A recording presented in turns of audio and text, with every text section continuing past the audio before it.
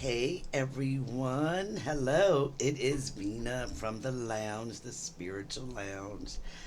Today is already Thursday, the 26th. Oh wow. By the way, my husband fixed the chair, so that won't be happening on this video. Sorry about that.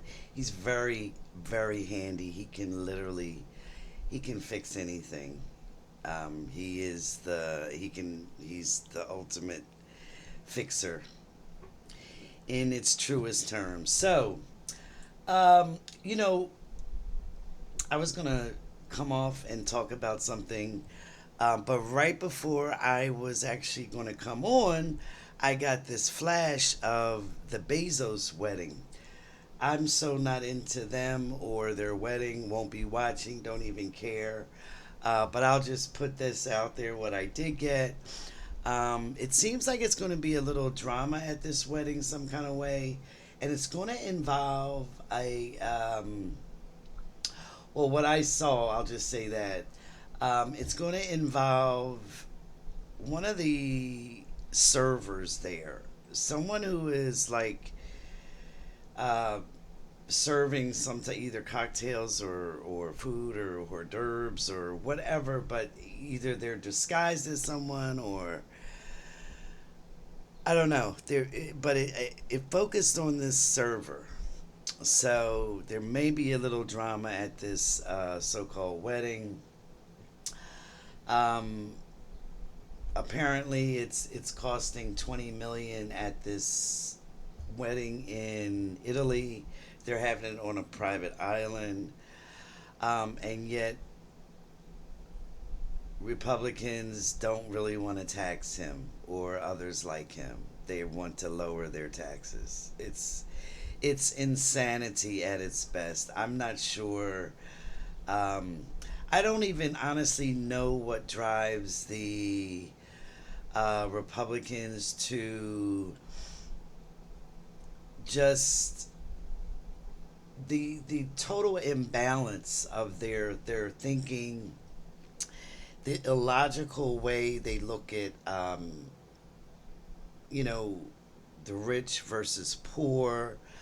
They idolize the rich, obviously, not realizing that you know when we come here, we set up our life a certain way. Okay, I think most of us would agree with that. This is what I've seen, and we can gift ourselves, you know, huge sums of money or uh, wonderful family relations, that type of thing. We can come here with abundance and we can enjoy a life of abundance. But the bottom line to that always is how we use it, you know? And so I don't begrudge those who have wealth or plenty, but it's how you use it that is so important because it's very temporary. None of that matters an iota in the spiritual realms. Okay, the spiritual realms don't recognize money, are not aware of money. Um, it's not a factor there. Okay, so all of that is strictly limited to here.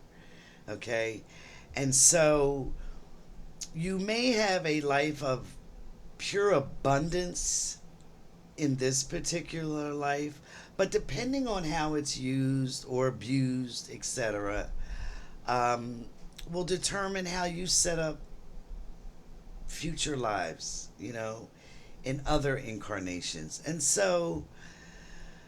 Um, and that's also one reason why you may see some people who, no matter what they do, um, will remain poor, will remain without.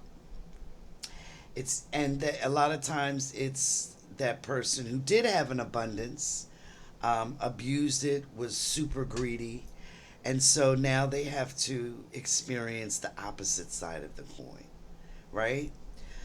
Um, And that's not the case with all, people.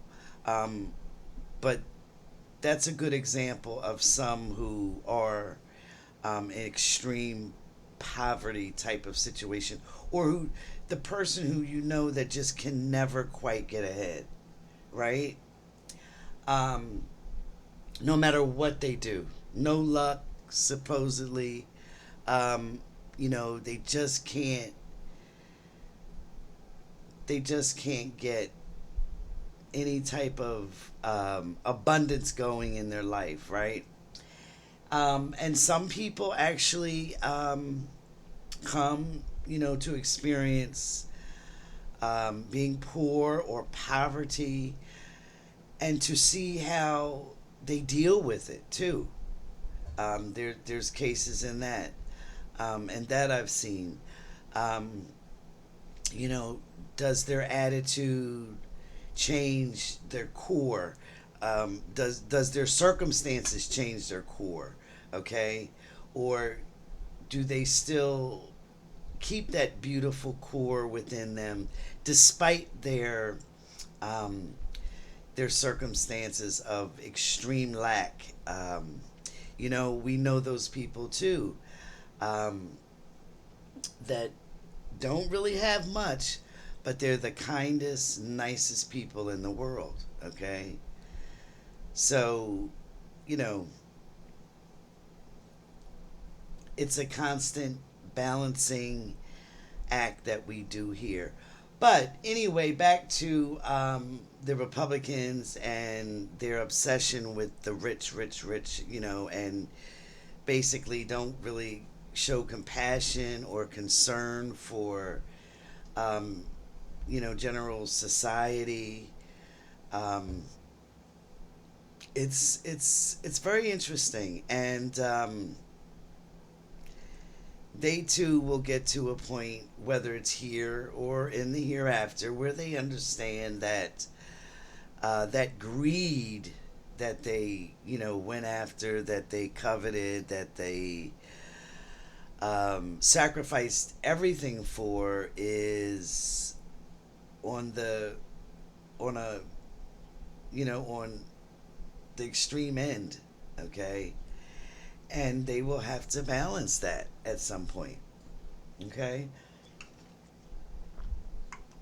and that's why you have folks now that are here, like your Bernie Sanders, your AOCs, um, your people who just want a fairer type of society, a society for all.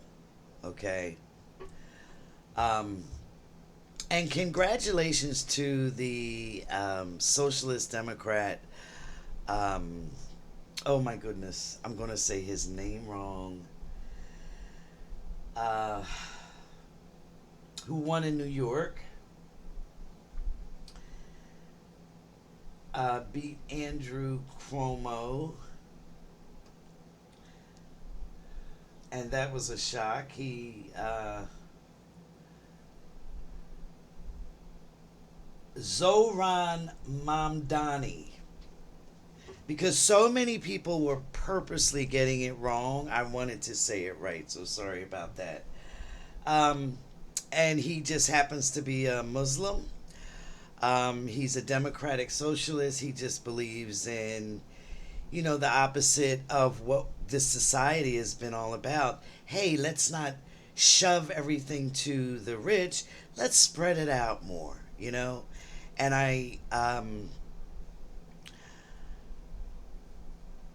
I truly wish him well. I will speak more on him later on.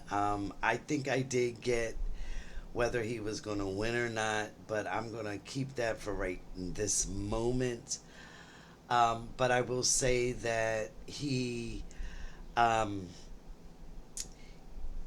it is about time that we have someone who was actually elected, that even if it's for a particular state, and even if it's for a city, but it's about time that the people stop idolizing and worshiping the rich, and start realizing that society is made of all kinds.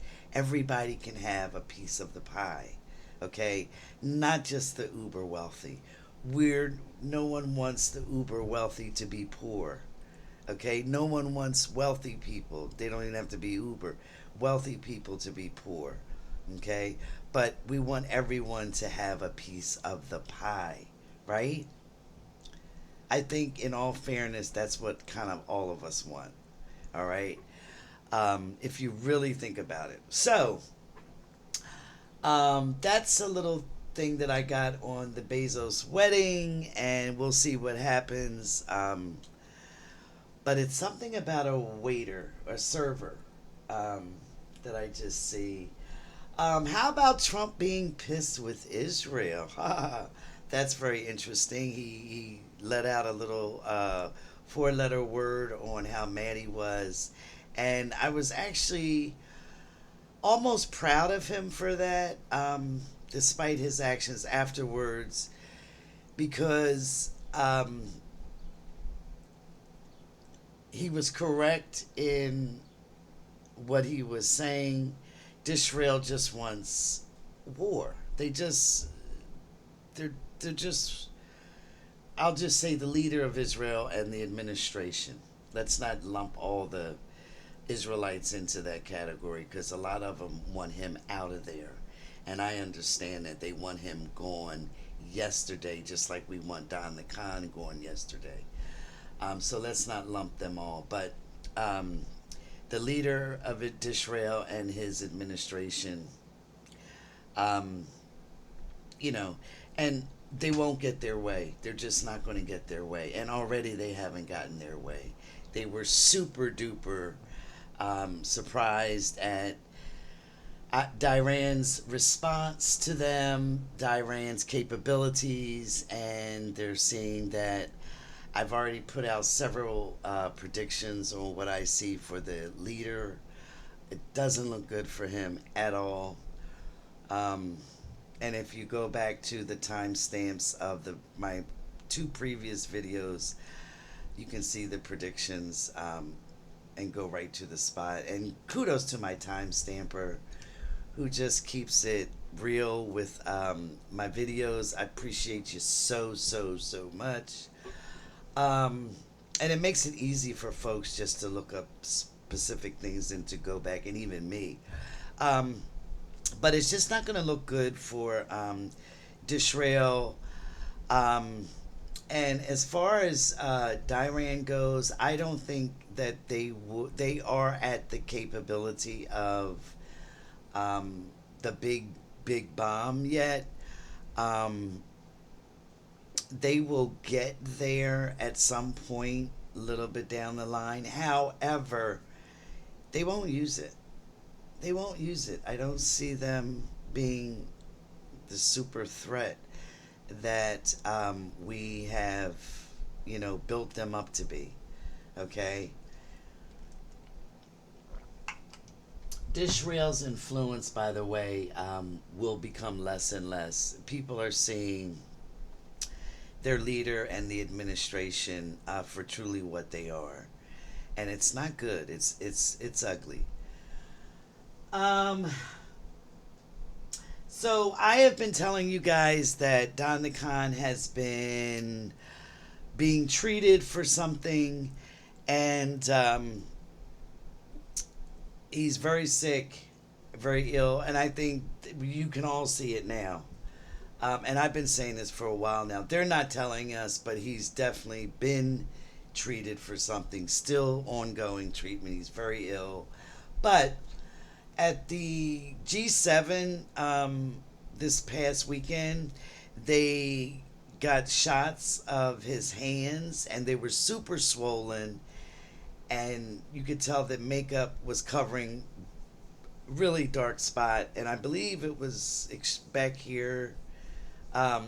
If you go on YouTube, there's quite a few videos. I know David Packman put out one about how swollen his hands were and etc. – and we all know what that means.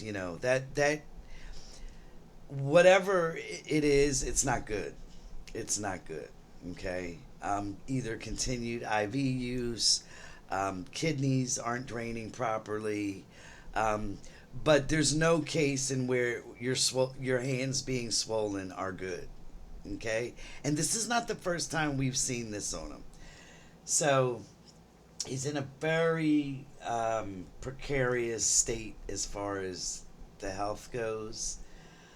Um, but hey, um, a couple of people asked on the last video, do I do readings? I do not do private readings, and I don't offer private advice. So please don't ask private personal questions. Either don't send them to me, don't put them in the comments. I just will not respond to them. And there's quite a few reasons why I don't offer them right now.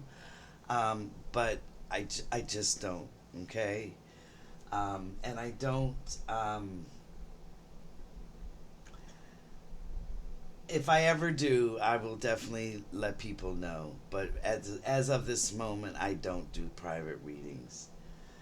Um, the provision that Johnson. So okay, so I've been telling you guys about this bill. I put out a prediction a few videos back about the bill. I said it would go through many iterations. It would be stripped a lot, and it would be interrupted, and the final bill will look nothing like what was initially proposed. So far, all of that has proven to be the case. Um, Last week, I told you about things being stripped out. There was another thing stripped out. Um, there were actually two other major things stripped out of the bill.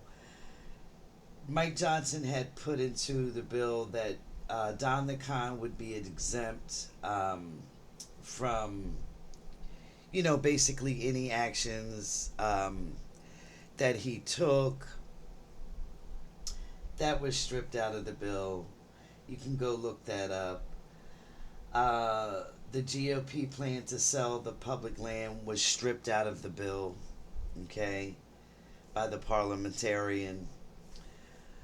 Uh, Excuse me. Yeah. So, oh,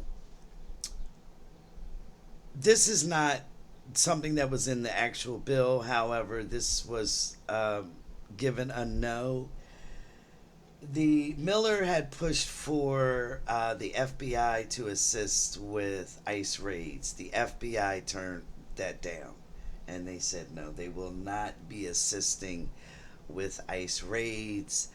Um, and here's the interesting part about that. I believe before the Disrael and Diran conflict, um, that the FBI would have considered helping, since that is such a big push with this administration. But now that, Diran kind of threatened us with sort of like attacks, and because we did get involved, that the FBI now has to focus on, what's going on here and possible terrorist attacks, which I told you last week. I do believe we will get a few um, targeted attacks. But isn't that interesting how that all works? So they're not going to get involved in the ICE raids, which is a good thing. They don't need to be. Okay? They don't need to be. Um, let's see.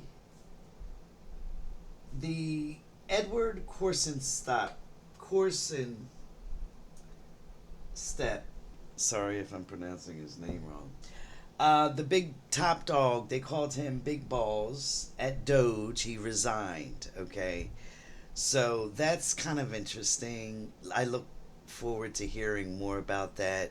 It looks like Doge is just basically crumbling from the inside, and and it's a good thing. I mean, they did a lot of destruction. Fortunately, a lot of things have been restored. still ongoing, but that's good. It needs to collapse, and eventually it just totally will. I just see it being completely dispersed. And one thing I wanted to add was back when I was talking about the Medicare, the bill. A lot of people ask about, um, will they take our health care away? Okay, I've already talked about Medicare and Medicaid extensively. The final um, round of the bill, the cuts will be reduced to minimal. There will be cuts, but they'll be minimal. So no, they're not taking away health care in general. Okay? No, no, no. All right? Uh, Someone wanted me to just mention that the Tech Bros were given military rank in the armed forces. They appointed a bunch of the high tech billionaire guys. They gave them rank in the armed forces, the Army, Navy, Air Force, and Marines. Um, and initially, when I heard it, I was like, "What the?" But then I realized, well, what came to me was it's actually not going to be a super duper bad thing. It's more of a what's going to come out of it is like sort of an upgrade to our weapons capability. So it's not as nefarious as I thought it was. Okay, so there's portions of our military that I believe that they want to really upgrade and probably need to be upgraded. So that might turn out to be one of those mixed blessings type things. Um, but we'll see how that unfolds, okay? Um, let's do a question. And I feel like I'm actually trying to talk a little bit quicker today because I'm trying to get in so much. So forgive me if I'm just, moving on and on. I wanted to do this question. I love your Thank you, Vina. I love your videos and how you tell it like it is. I follow a few other intuitive tarot channels and find it confusing when one channel's spirit guides give one message, then in another channel the spirit guides give a different message. I wonder if the spirit guides do this intentionally for reasons we don't understand. Also, do they tell us certain things will happen just to keep us hopeful, maybe? I loved both your books. To say they changed my worldview is an understatement. Thank you for that. Appreciate that. Okay, so first of all, spirit guides, when they are looking out, they are looking out from the standpoint of being pure consciousness, okay? And in that pure consciousness, they are following what I call, the only way I can really best describe it in human terms is what is called streams of energy. Okay, there are different streams of energy that go out, different probabilities of how certain energies are flowing. Okay, and they can read them. Now, typically, the energies, especially for our existence, our Earth, because remember, Earth is just not the only planet. Okay, it's not the only um, world that has existence on it. Life forms, life. Okay, so when they are focusing on the energies of Earth, for instance, because their consciousness can cover many different existences, different worlds that they could be involved in. Okay, so you have to understand that. So when they do like a focused dive into the energy streams that are coming through here on Earth, all right, they are giving the best read that they can. Now, there usually is sort of like a so-called endpoint of that energy, or not an endpoint, but where the probability of certain events happening is going to happen. Okay, and that's, I call it an endpoint, but it's not technically an endpoint. Okay, because it will still go on from there. But at that particular endpoint, they can usually tell what's going to be, and they will give that information out. However, we are imperfect vessels. We are not the best vessels, okay? And I have interpreted what they've given me incorrectly many times. Those in spiritual form never lie. They don't try to give you hope if it's not warranted. They're not trying to, schmooze you or anything like that, okay? They will give out the information as they see it, okay? But we may not pick it up in the best way. Sometimes we do, sometimes we get it dead center, sometimes I do. And a lot of you know that. And sometimes I've misinterpreted what I've received, and you know that too. Um, so no, they they give what they see. They give the most probable um, outcome that they see. They read those energies perfectly. Okay, they don't make those like mistakes. Okay, because they can merge right with those energies. Um, to those have that are not aware of my second book, there's a chapter in it, a day in the life of being my spirit guide.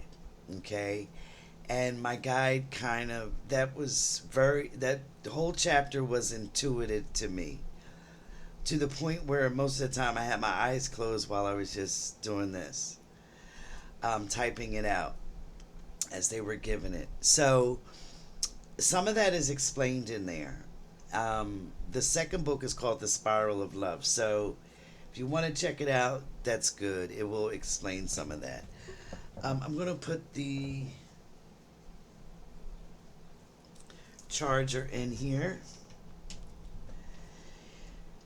Okay, so hopefully that answers that question.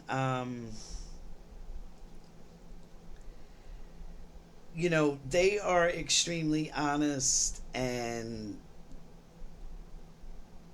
you know, not, they're not here just to pump us up, just to BS us. They don't have the energy for that. That is not a component of spirit. It's just not. Next question is, what is the soul's purpose of a long drawn out death, like a year-long battle with cancer? Some of it is karmic. Some of it, a person needs to experience, believe it or not, the pain and the suffering that goes with a long drawn out battle. Um, Due to, could be for many reasons. Many reasons, okay? Um, I can tell you specifically in my case, I've described in my book, the first book, about how one incarnation, I was a cruel teen. And I just liked inflicting hurt on others. I just did. And so in this particular life, I decided to sort of balance out that that incarnation, fortunately, that incarnation did not last long. I didn't live past my early teens. But in this life, I chose to balance some of that out. And I experienced a couple of illnesses that I was in pain, suffering. Um, you know, I had, within a matter of like 2 years, I had broken knee, I had a broken arm, um, and then that is not a easy heal, right? That takes time, and so I suffered through that.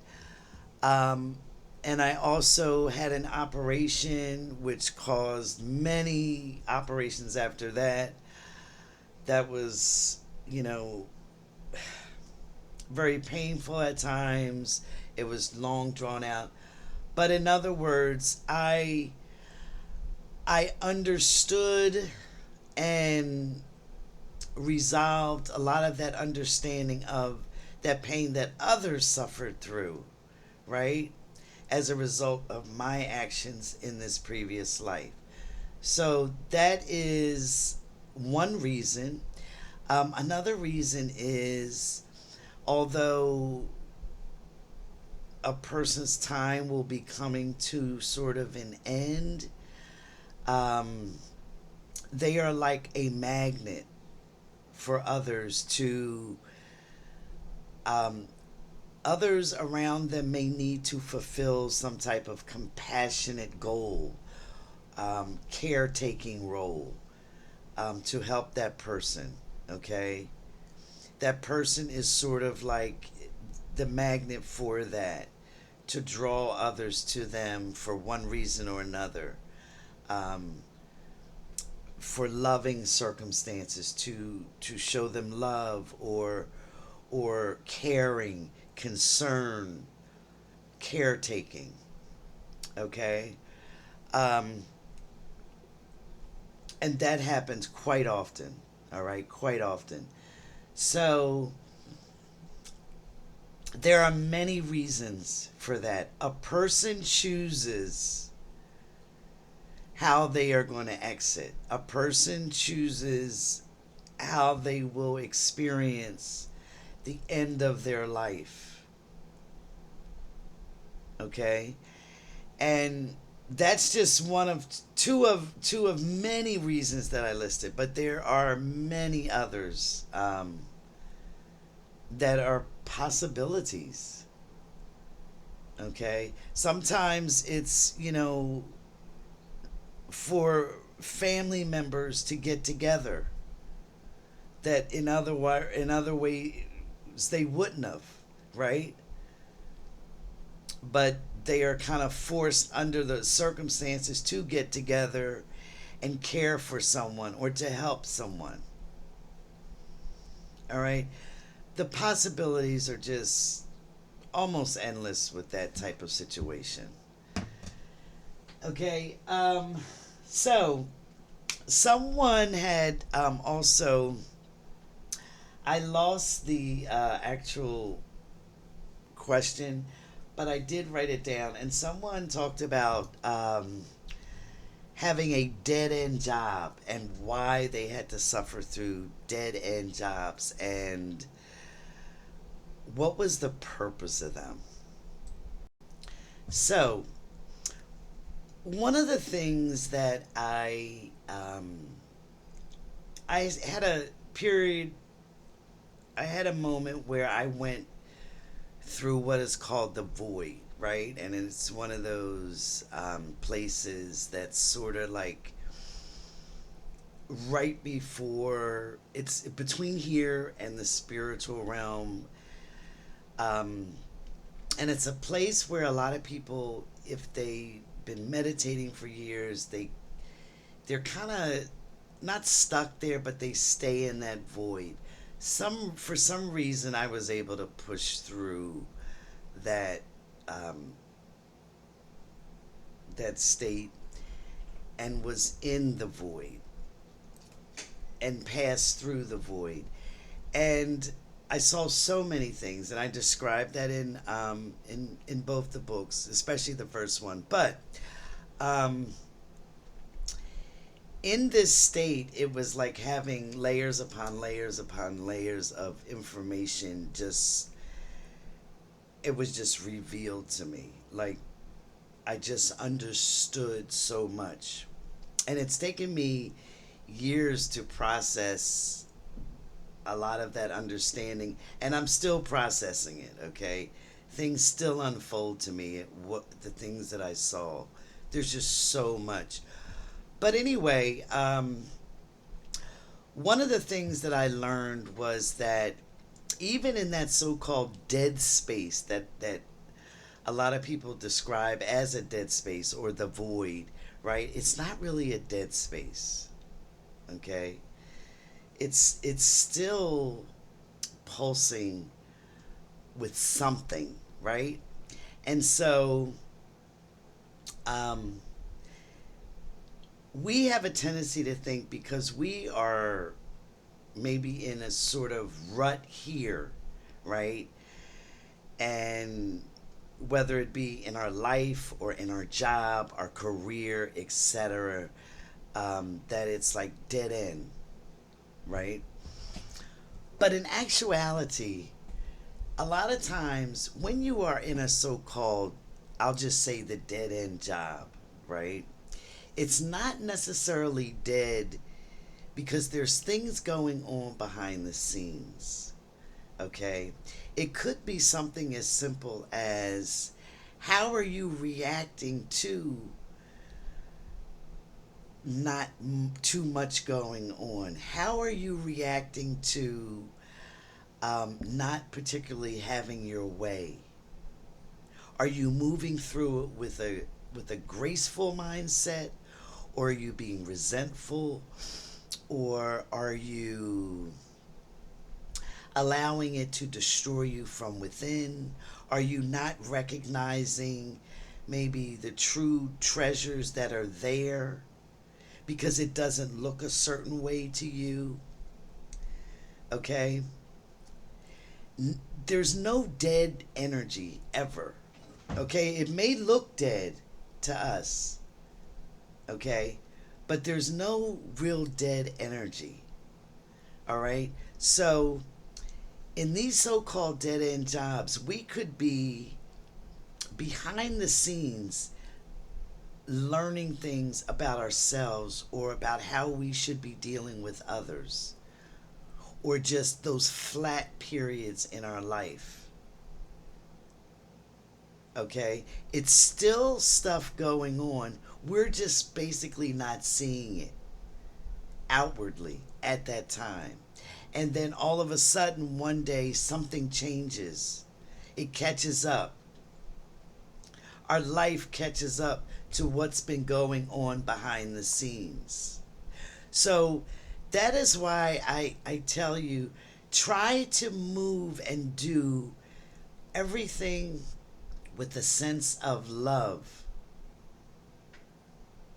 No matter how repulsive it may be or you're not really into it, you can still operate with that neutral sense of love, of divine love, because what happens is with that attitude, it will allow you to see, okay, those true divine or loving energies out there, and things won't seem stagnant. Divine love is always operating, always moving, always there. Okay?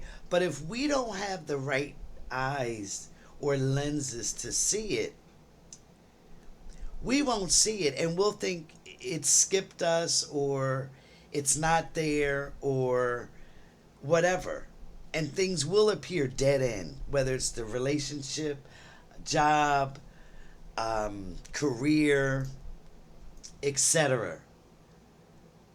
Okay?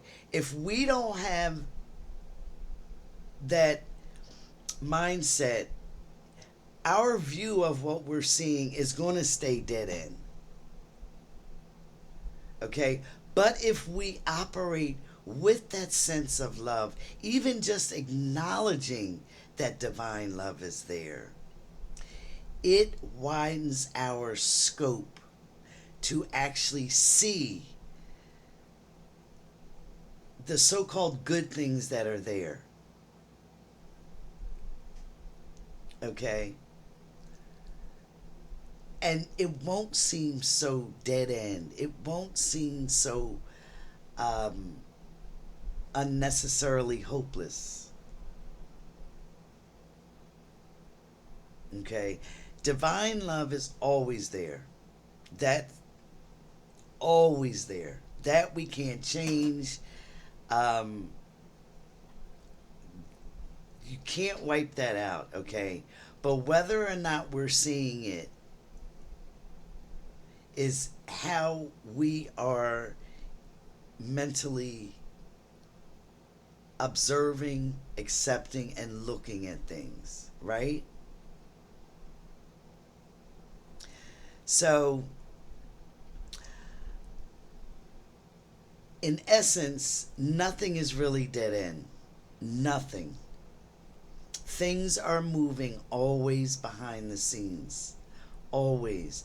Just like where I thought, and I go into it in a little bit more detail, but in the book, but just like I thought I had reached a complete so-called voided nothingness state, right? That was not true. My mind switched and I was able to go through that state. And boy, oh boy, the things I saw. I don't, I could probably spend the rest of my life literally telling you a lot of the things that that I've seen. And I've shared some of them with you through my videos. I've shared a lot with you.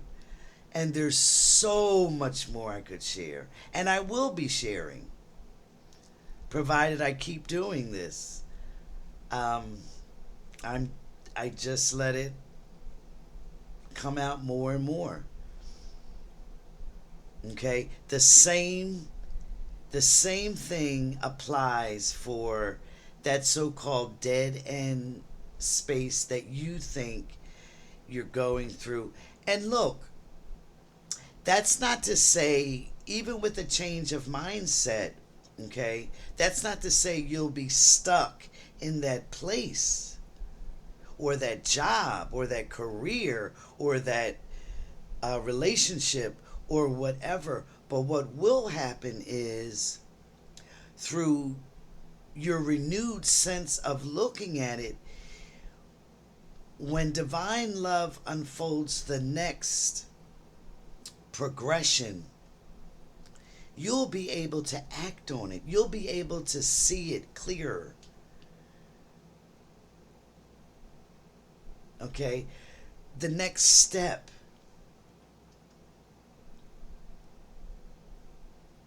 And sometimes, once we see the full ramifications of a situation we're in or a job, once we've seen and understood it in a divine sense, right?